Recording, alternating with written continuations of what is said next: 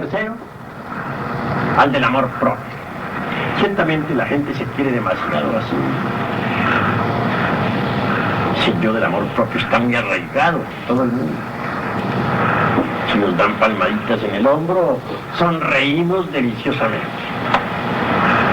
Entonces, si nos dicen alguna palabrita humillante, nos volvemos serios y terribles. Ese yo del amor propio hay que aniquilarlo. Es el tercero que habría que cargarle en ese momento. Todo el poder de la divina Shakti.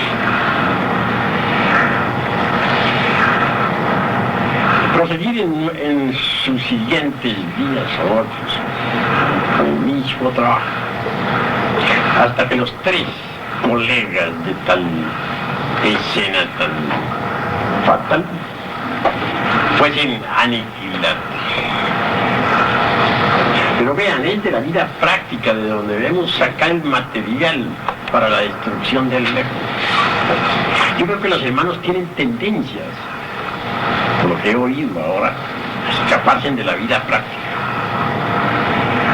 Quieren disolver el ego huyendo de la vida práctica, lo cual es manifiestamente absurdo.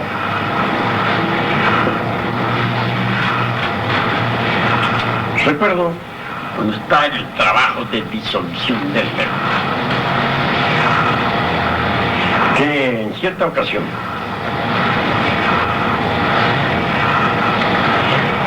un hijo mío cometiera un error absurdo. Tal error, cual fuera el de atropellar con su carro a otra persona, a un obrero. Ciertamente me costó determinada suma. Mordida, entre paréntesis. Tuve que dar la mordida. Unos 2.000 pesos para el infeliz herido y otra cantidad para la policía. Así evité que ese pobre muchacho fuera a dar pues a la cárcel. Pero ahí no termina la cuestión.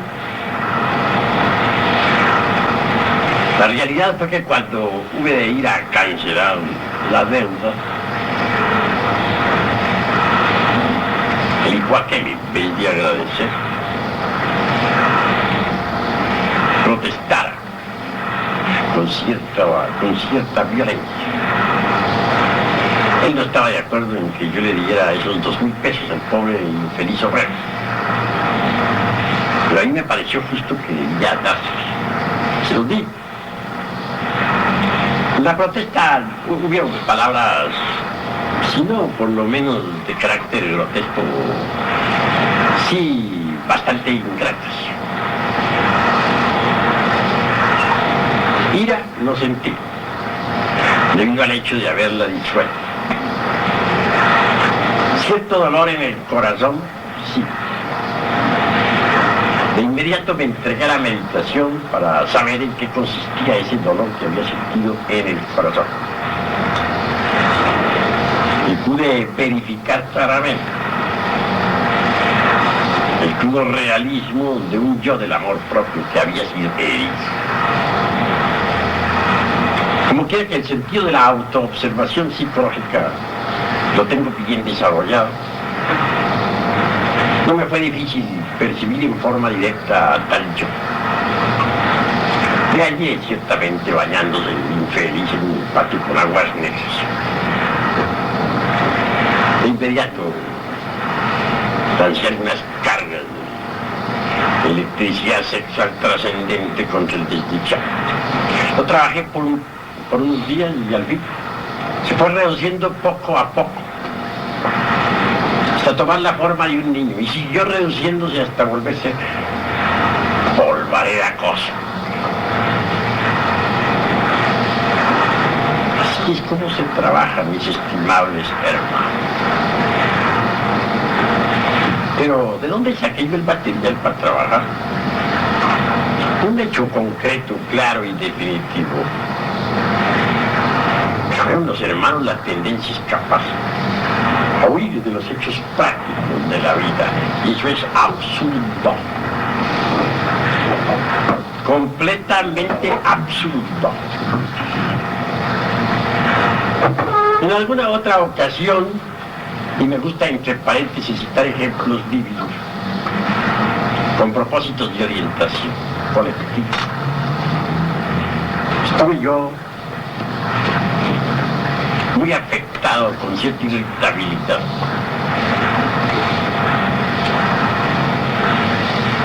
por palabras de aquel hijo que no eran, por cierto, muy hermosos. Mantuve siempre control sobre mi mente y nunca exploté. Jamás rasgué mis vestiduras. Y en verdad, esto fue un triunfo. Pero no hay duda de que allá adentro, muy adentro, no dejaban de producirse algunas reacciones nada agradables. Cuando exploré eso con el sentido de la autoobservación psicológica, con gran asombro, descubrí un yo muy fornido, muy robusto, bastante gordito, por cierto, peludo como un oso, andando por el corredor de mi vieja casona señorial. Ah, cuán escondido estabas, condenado, le dije. Ahora sí que te voy a dar chicharrón. Ya conmigo no puedes. Te amoraste. Conclusión. Apelé a David Kundalini Chakti.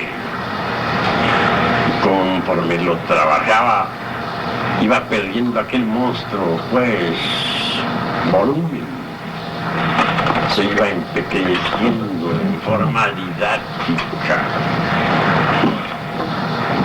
Y a medida que se empequeñecía, se embellecía también. Al fin parecía como un niño muy hermoso. Hasta que un día la divina madre Kundalini le dio chicharrón, lo decapitó.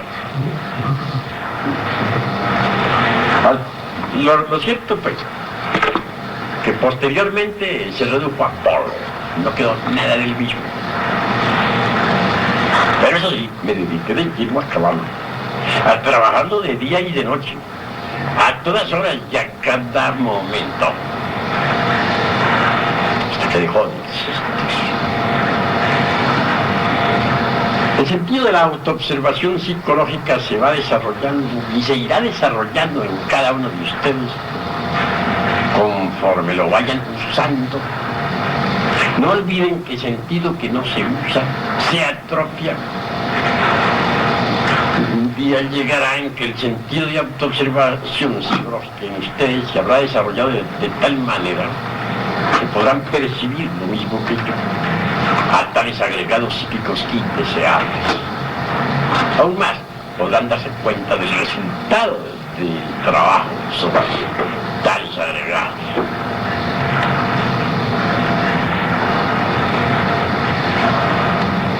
En nombre de la verdad, tengo que decirles que así como allá en el firmamento existe una luna, así también, mis queridos hermanos, dentro de nosotros hay una luna psicológica. Así como la luna que brilla en el firmamento tiene dos caras, la que se ve y la que no se ve,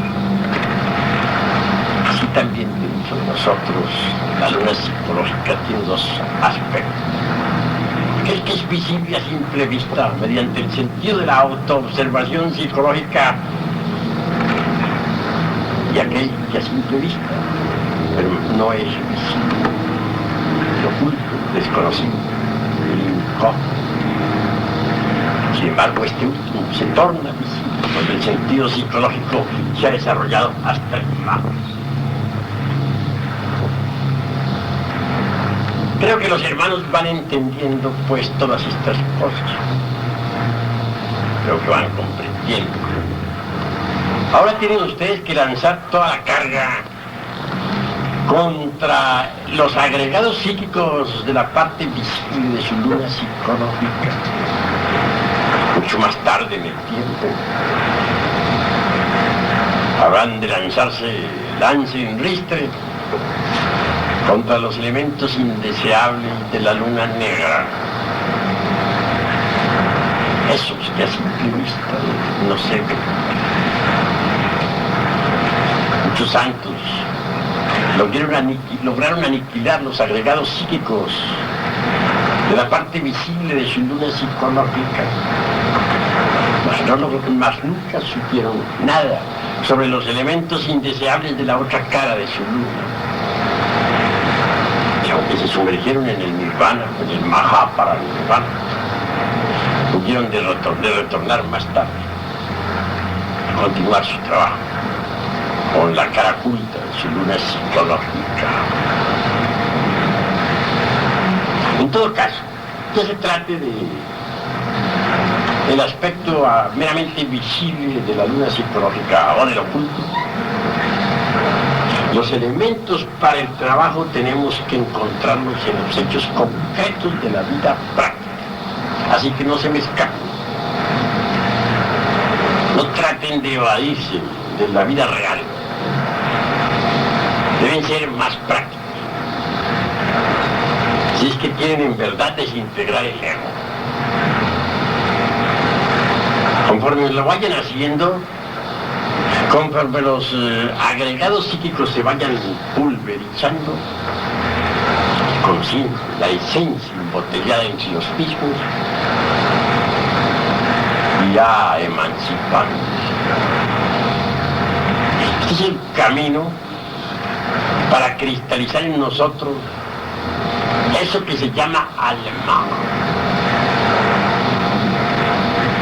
Habrán de pasar ustedes todos por grandes crisis morales.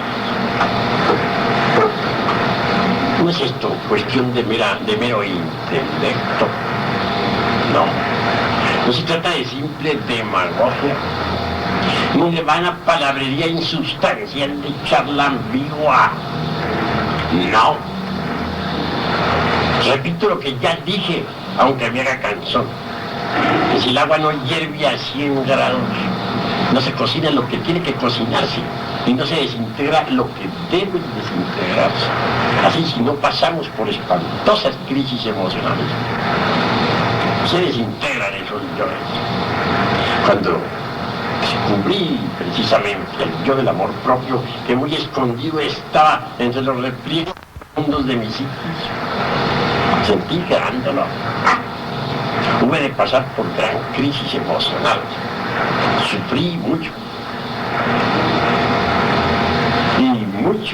Y me arrepentí, en verdad. Entonces conseguí que Devi Kundalini Shakti pulverizara tal elemento indeseado. Cuando descubrí que había por ahí un demonio bien perverso que sentía ira, que venía de tiempos muy antiguos, sufrí lo indecible. Pasé por horribles crisis emocionales. Sentí vergüenza de mí mismo. Conseguí que Kundalini Shakti pulverizara tal elemento psíquico abominable. Así pues, no se me escape. Los elementos indeseables los encontrarán ustedes en el terreno de la vida práctica. Todo lo que se necesita es estar alertas y vigilantes como el vigía en época de guerra.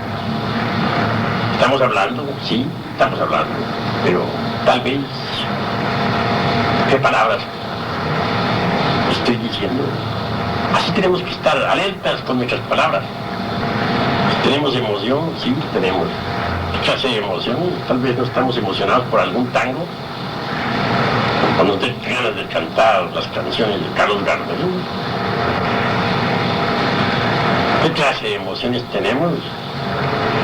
¿Están buenas o malas? ¿Serán emociones altas o emociones simplemente inferiores?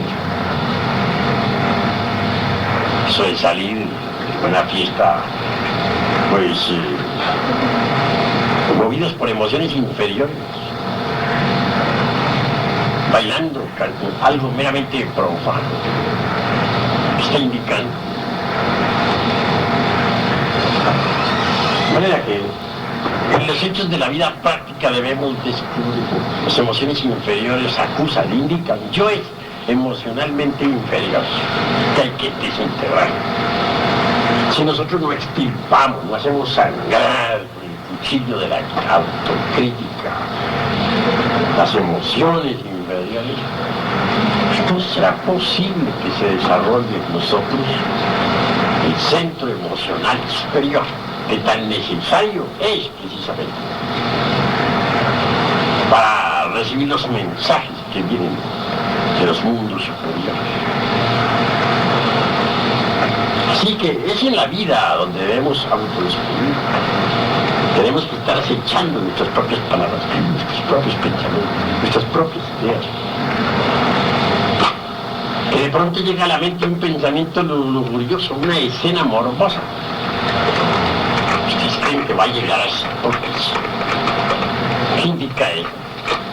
No hay duda de que tras de ese cine nefasto de la mente, tras de esa procesión de formas morbosas, algún yo de lujuria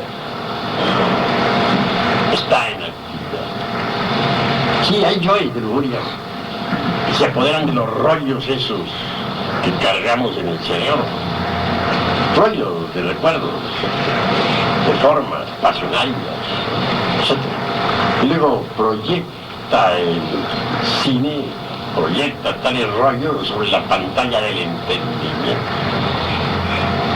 Si uno se identifica con esas escenas morbosas, pues fortifica también está bello. Así que si en un instante de esos somos asaltados por pensamientos de esta clase, es indispensable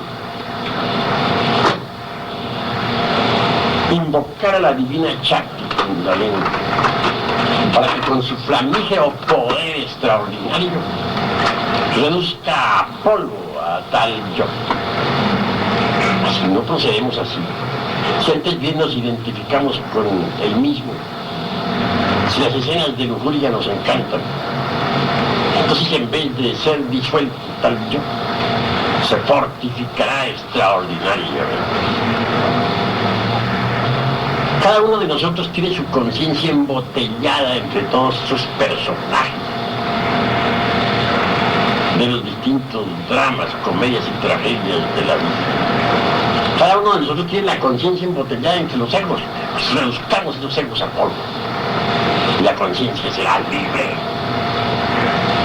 Una conciencia libre es una conciencia iluminada, es una conciencia que puede ver, oír, tocar y palpar las grandes realidades de los mundos superiores. Es una conciencia omnisciente y divinaria.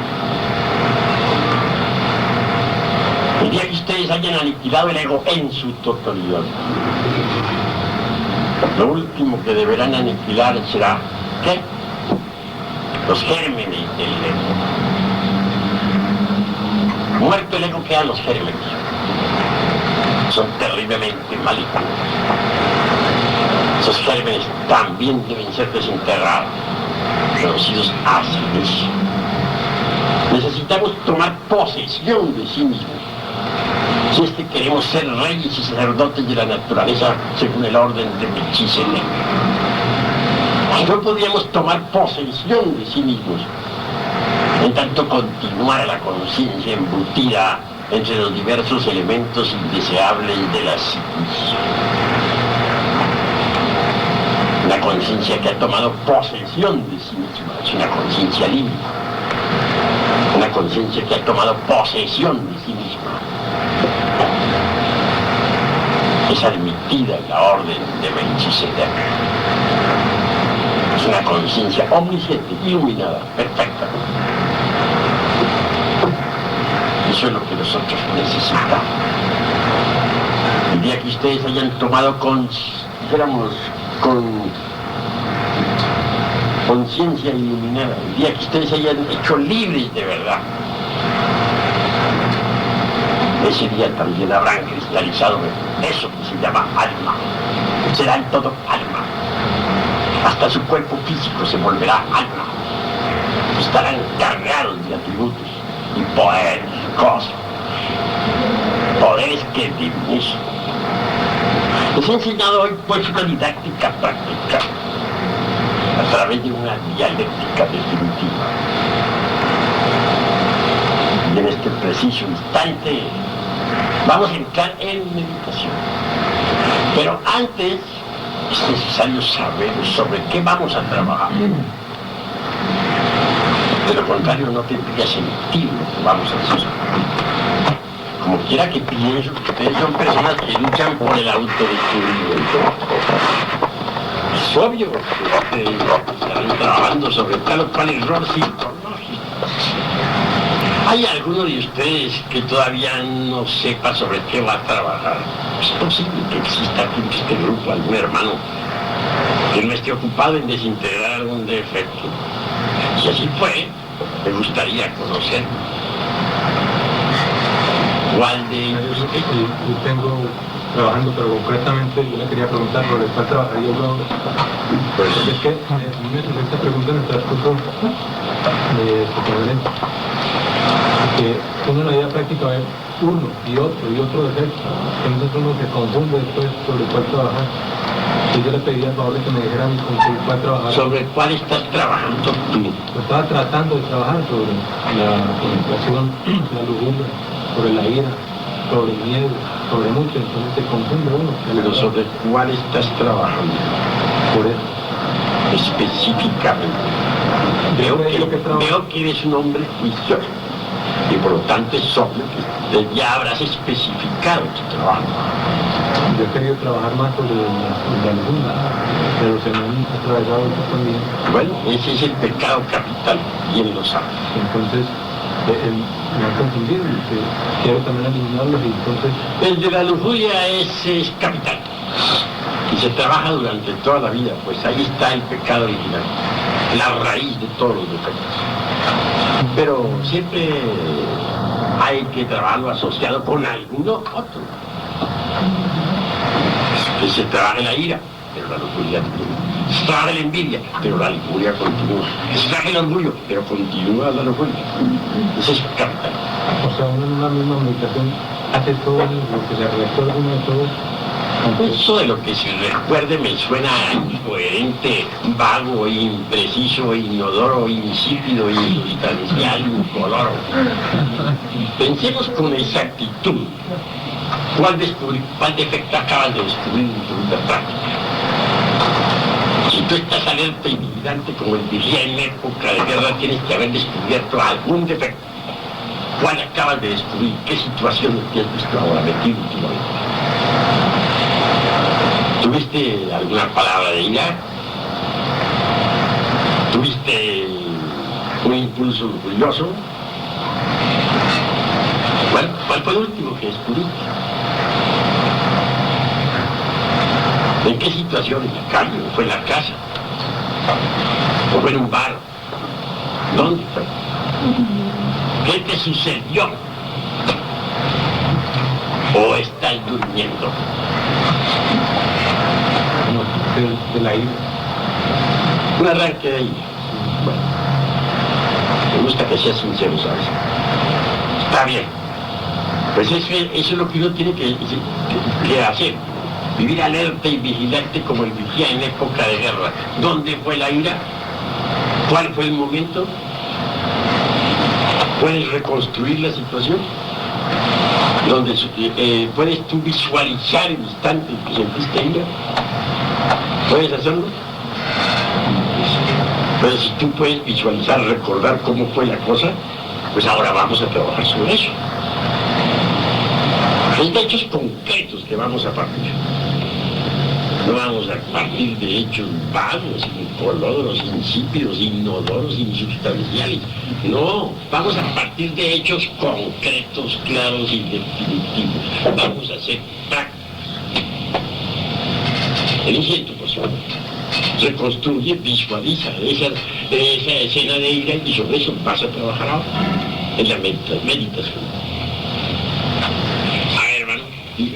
Maestro, ¿qué sucede cuando uno descubre un defecto que le está atacando, por ejemplo, de ira? Cuando uno le explica a su divina madre que la ayuda es alguien muy importante. Bueno, ¿de qué situación partiste? ¿Cuándo sucedió eso? ¿Qué calle? ¿Qué número de caso? Yo quiero hechos. No me vengas con variedades. Eso sucedió ayer precisamente cuando un ataque de ira, porque yo quería escuchar su conferencia. Sí. Pero entonces, pues ese anhelo que tengo yo se sintió herido, ¿no? Porque mi esposa no quería ir. Entonces yo me airé. Pero en ese mismo instante supliqué a mi divina madre y lo acusé. Pero no sé si logré algo de, porque sea, de cortarle la cabeza. Bueno, la cosa está simpática, ¿sabes?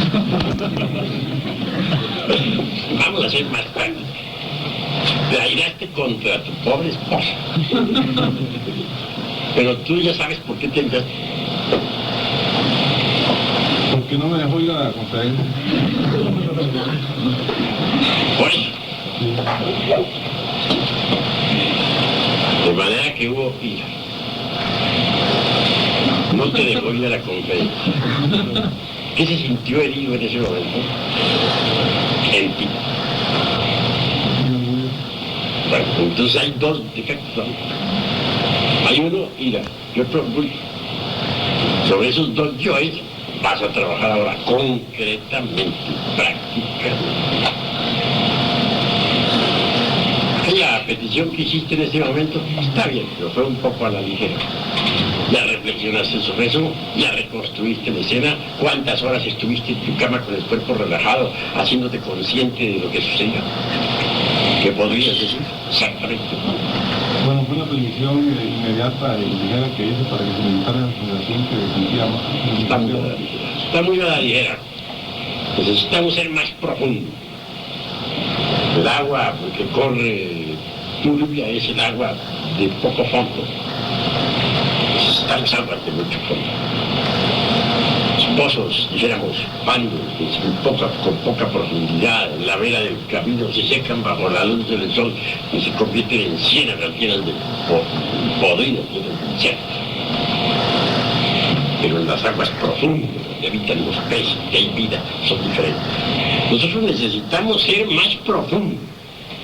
¿Cuántas horas permaneciste en meditación reconstruyendo la escena? Bueno, maestro, yo lo dejé para hoy. Están chistosos, ¿no? Están chistosos. Ya saben, vamos a trabajar contra el yo de la ira y contra el del orgullo. A ver, hermano, tú que estás allá en el último rincón. Maestro, quisiera que me ampliara un poquito el tema sobre el rango particular, ¿no? Pues ya hasta ahora en Guadalajara que existe la meditación de la muerte del yo, ¿no? Y no la tengo así muy clara. Ahora que más o menos he tratado de comprenderla, pero me gustaría escuchar un poquito más profundo sobre el rango particular, ¿no? Es un psicológico principal. Sí, es fundamental el rasgo psicológico principal, porque cuando uno lo conoce, lo trabaja y entonces se hace más fácil la desintegración del ego. Pero voy a decirles a ustedes una gran verdad. Antes de autoexplorarnos para conocer el rasgo psicológico principal, debemos haber trabajado bastante, por lo menos unos 5 años. No es tan fácil podernos descubrir su rasgo psicológico principal. En verdad que uno sobre su propia personalidad tiene falsos conceptos. Uno se ve a través de ve su personalidad a través de la fantasía. Uno piensa sobre sí mismo siempre en forma equivocada. Más bien los demás pueden a veces verlo a uno mejor. Pero uno sobre sí mismo tiene conceptos totalmente falsos. No podría uno descubrir su rasgo psicológico principal en tanto no haya eliminado un buen porcentaje de agregados psíquicos inhumanos. Por eso conceptúo que si se quiere conocer el rasgo psicológico principal, se trabaje por lo menos unos 5 años. Después de unos 5 años, podemos darnos el lujo de utilizar el sistema retrospectivo para aplicarlo tanto a nuestra vida actual, presente, como a nuestras vidas anteriores. Entonces veremos con gran asombro que una y otra vez cometemos el mismo error. Descubriremos un yo clave, que en toda existencia ha cometido siempre los peores errores y que siempre está especificado por un determinado delito y que ha sido el eje de todas nuestras existencias anteriores. Pero obviamente, para practicar con cierta lucidez ese ejercicio retrospectivo hay que haber eliminado primero muchos yoes. De ninguna manera podría yo creer que ya pudiese descubrir rasgos psicológicos fundamental si uno no ha usado inteligentemente el sistema retrospectivo. Para usarlo de verdad con lucidez, también necesitamos ser sinceros. Cuando se está la conciencia demasiado metida entre los yoes, no hay lucidez. Entonces el ejercicio retrospectivo en esas condiciones resulta incipiente, sino fantástico o equivocado. Ese es pues mi concepto. A ver, man, habla. Por ejemplo, en 2 eventos, a partir de la mañana hasta este momento que he tenido yo, específicamente una reacción, digamos, cuando usted llamó a 2 hermanos allá al frente, sentí cierta reacción. Después, en otro evento, otra reacción que obedece a ciertos lloros. En la meditación, ¿debo dedicarme a las 2 o solo una? Bueno, en la meditación de hoy dedícate a una. A la primera. Más tarde te dedicas a otra. Ahora, para trabajo, con fines de trabajo, dedícate a la primera. Yo te pregunto, para que ese yo, de ese evento que se dejó fuera de esta meditación, no se engorde, porque iría dejando también otros eventos. Lo dejas para otro evento, pero si no quieres que se engorde, no le des más alimento y verás que se vuelve flaco. Maestro, Sí, a ver. una pregunta. Usted nos ha enseñado de que debemos tener un orden y una precisión para la eliminación de los defectos, pero no sé, hay algo que no puedo captarle al usted decirnos de que defecto descubierto debe ser comprendido y eliminado. Tengo entendido de que debe haber una sucesión dentro del trabajo. Y esto, se lo pregunto debido a esto, uno durante el día pues se le manifiestan muchos defectos. Digamos que en la mañana tuvo oportunidad la lujuria, salió al tablero y saltó el orgullo, va por la calle y le tiraron el carro y saltó la ira. Entonces, sí, una sucesión de hechos y manifestaciones de defectos. Entonces tal vez por eso hay un mal entendimiento nuestro al buscar un rasgo psicológico. ¿Cómo podríamos entender eso y exactamente sobre qué se podría trabajar? Hay que tener orden en el trabajo, claro, está que sí, estoy de acuerdo.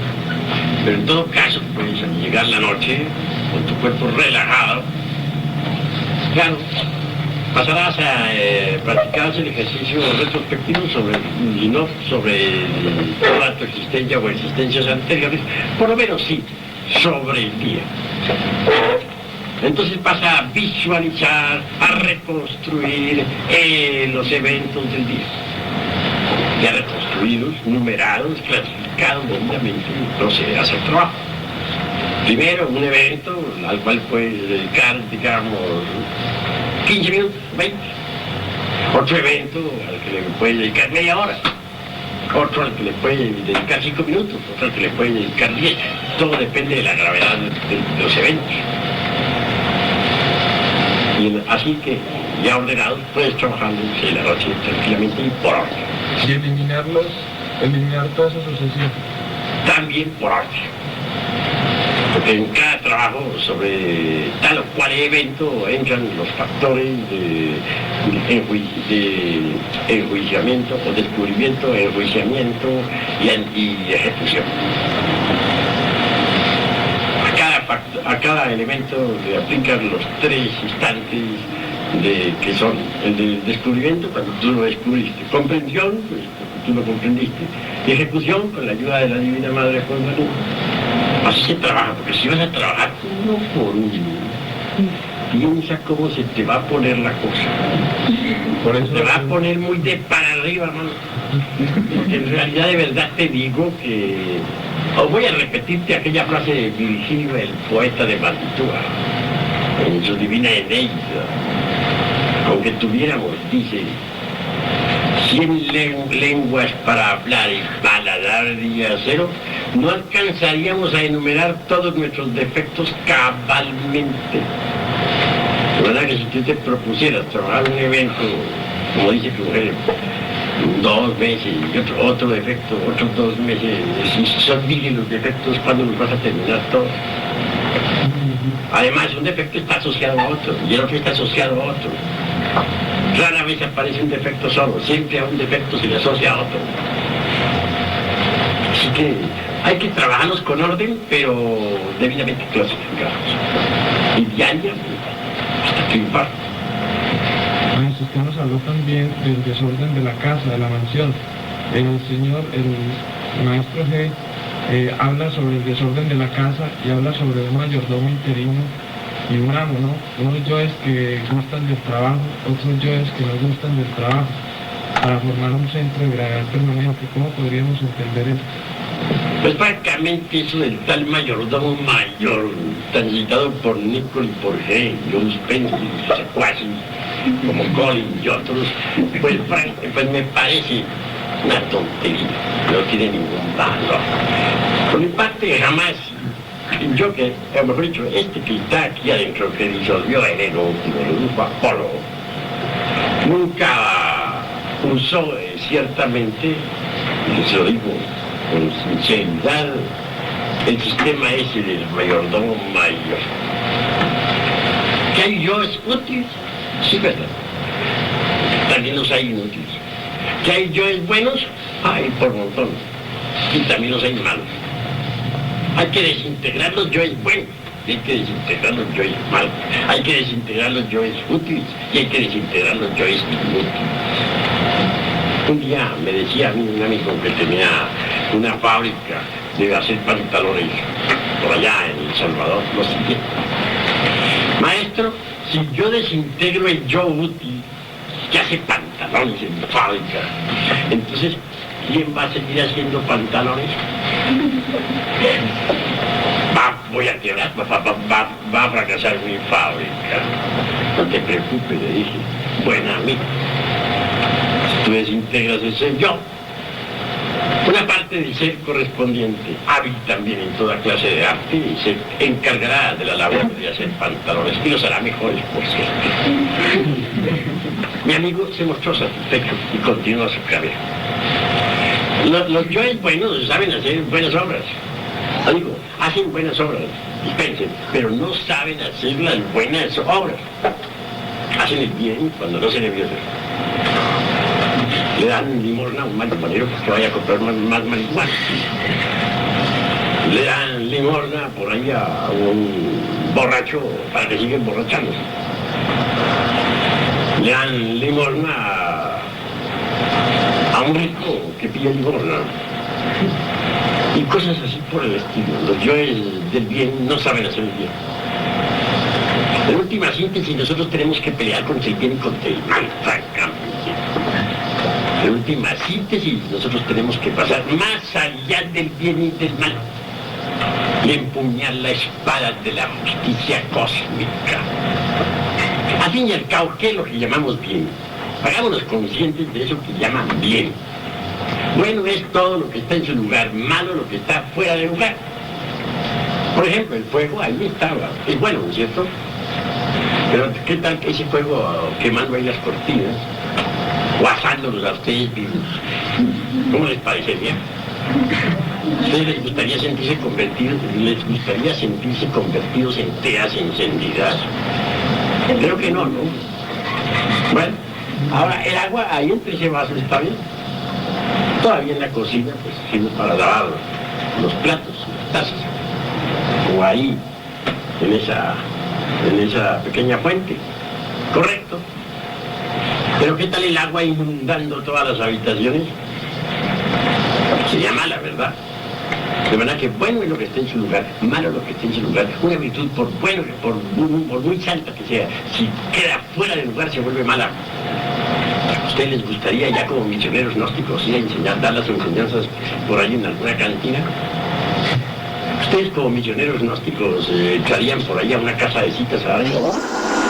¿Seguro? ¿Les gustaría? Creo que no, ¿no? Y si les gusta, pues no se lo recomiendo. Porque eso ya sería malo. Absurdo, además. Así que bueno lo que está en su lugar y malo lo que está fuera de lugar. Entonces, al fin y al cabo, las palabritas bien y mal van quedando fuera de uso. Podríamos más bien decir correcto o incorrecto. Así que lo importante en la vida es, dijéramos, disolver los yoes, sean estos buenos o sean malos, no importa. Si de pronto descubrimos nosotros a un yo, mejor dicho, si de pronto nos dio por darle limosna a un marihuanero para que siga marihuanándose, obviamente hemos descubierto un yo del bien que debemos desintegrar. Un yo caritativo bueno, pero que es perverso y que hay que reducir a cenizas. Y si de pronto descubrimos nosotros por ahí un yo que congraciarse con nobles amistades, beba y vuelva a beber, ¿qué diríamos? Que por humildad, porque aquellas personas son humildes, se trata del compadre fulano de tal, que hizo hoy la fiestecita de una de sus hijitas, ¿cómo lo vamos a despreciar? Bueno, acompañemos al compadre con unas cuantas copas hasta emborracharlo. ¿Estará bien eso? Es que porque somos muy humildes.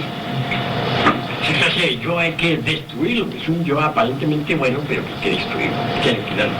Así que tenemos que aniquilar los yoes del bien y los yoes del mal. Tenemos que pelear contra el bien y pelear contra el mal. Hable, hermano. ¿Y el gnóstico cuánto Pues voy a decirte las verdades. Esa pregunta resulta un poco en chino, ¿sabes?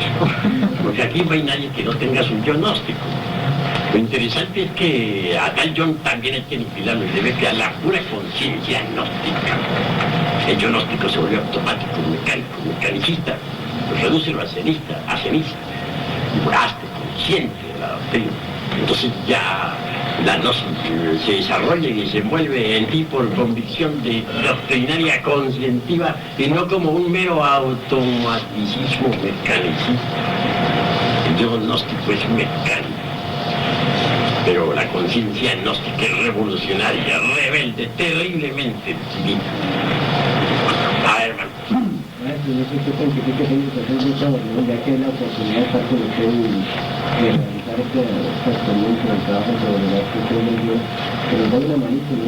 Una ayudita hoy, a ver si logramos profundizar un poco más en ello, ¿no? Bueno, pero si te estoy dando la manita, estoy dando las explicaciones que son fundamentales porque este trabajo de disolución del ego es algo muy, muy, muy de cada uno de nosotros. Nadie puede andar el camino por ti, solo tú puedes recorrer. Yo lo único que puedo es mostrarte el camino y darte las indicaciones precisas. Eso es todo. A ver, hermano. Entonces, ¿será buena técnica emplear la meditación de la más del yo, de los defectos que uno tiene en los sueños? Bueno, voy a decirte una cosa. Muchas cartas me llueven de gentes que quieren porciones nocturnas. Casi todos me exigen alguna receta para curar de esa dolorosa enfermedad. Yo siempre les contesto que en tanto continúen existiendo en ellos los yoes de las producciones, habrá producciones. Supongamos que un sujeto X tiene un sueño morboso. Como consecuencia, pues viene una producción nocturna. ¿Qué hacer? Pues en el preciso instante de despertar, habrá de trabajar intensivamente al yo ese que produjo la producción. Habrá que apelar a David Kundalini Shakti para que lo desenterre. Y habrá que continuar durante un duro periodo de tiempo trabajando sobre ese yo hasta que aquí se pone. Pero si otro día surge otra producción que quiere decir que hay otro yo de lujurioso que la produce, entonces habrá que repetir lo mismo. Y al fin y al cabo, el día que no queden esa clase de yoes, las poluciones habrán terminado. Ese es el único camino para llegar a curar. Ahora, si supongamos que durante el sueño descubrimos nosotros, nos vimos en un sueño horrible peleando, llenos de ira contra otro,